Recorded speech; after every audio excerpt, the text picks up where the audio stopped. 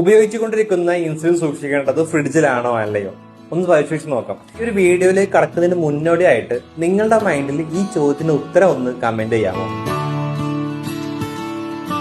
Okay, fine. യഥാർത്ഥത്തിൽ ഉപയോഗിച്ചുകൊണ്ടിരിക്കുന്ന insulin എന്ന് പറയുന്നത് അത് ഓപ്പൺ ആക്കിയിട്ടുള്ള ഇൻസുലിനാണ്. ഈ ഇൻസുലിന് ഫ്രിഡ്ജിൽ എടുത്തു വെക്കേണ്ട ആവശ്യമില്ല. നിങ്ങളുടെ റൂമിൽ നിങ്ങളുടെ മരുന്ന് എവിടെയാണോ എടുത്തു വെക്കുന്നത് ആ ഭാഗത്ത് വെച്ചാൽ മതി.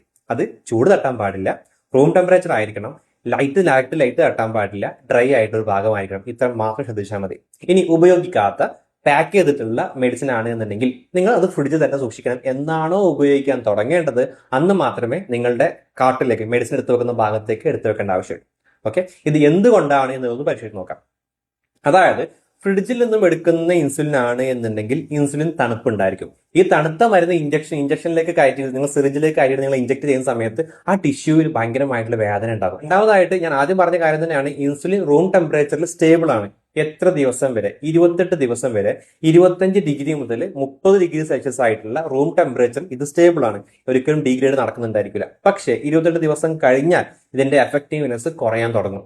അതുകൊണ്ട് തന്നെ 28 ദിവസത്തിന് മുകളിലേക്ക് നിങ്ങൾക്ക് ഉപയോഗിക്കുന്ന രീതിയിലേക്കാണെങ്കിൽ നിങ്ങൾ ഡെയിലി ഇൻസുലിൻ ഉപയോഗിക്കുന്നുണ്ടായിരിക്കില്ല. ഇനി അഥവാ കുറച്ചു കാലം ഉപയോഗിച്ച് കുറച്ചു കാലം കഴിഞ്ഞിട്ട് ഉപയോഗിക്കുകയാണ് എന്നുണ്ടെങ്കിൽ നിങ്ങൾക്ക് എന്ത് ചെയ്യാം? അത് ആ കുറച്ച കാലത്തോട്ട് നിങ്ങൾക്ക് ഇൻസുലിൻ നമ്മുടെ ഫ്രിഡ്ജിൽ സൂക്ഷിക്കാവുന്നതാണ്. ഇനി മൂന്നാമതായിട്ട്, ഇൻസുലിൻ നിങ്ങൾ ഫ്രിഡ്ജിൽ വെച്ച് കഴിഞ്ഞാൽ അത് ഫ്രിഡ്ജിൽ വെച്ചു, പുറത്തെടുത്തു, ടെമ്പറേച്ചർ കുറഞ്ഞു, വീണ്ടും അങ്ങോട്ടും ഇങ്ങോട്ടും മാറ്റി വെക്കും. ടെമ്പറേച്ചർ വന്ന വേരിയേഷൻ കാരണമായിട്ട് ഇൻസുലിന്റെ ഡ്രോപ്ലെറ്റ് ഈ ബോട്ടിലിന്റെ ഉള്ളിൽ ഡ്രോപ്ലെറ്റ്സ് ഫോം ചെയ്യും. ഈ ഡ്രോപ്ലെറ്റ്സ് കാരണമായിട്ടോ ഇൻസുലിൻ എന്ന് പറയുന്ന പ്രോട്ടീനിന്റെ എഫക്റ്റീവ്നെസ് കുറയും.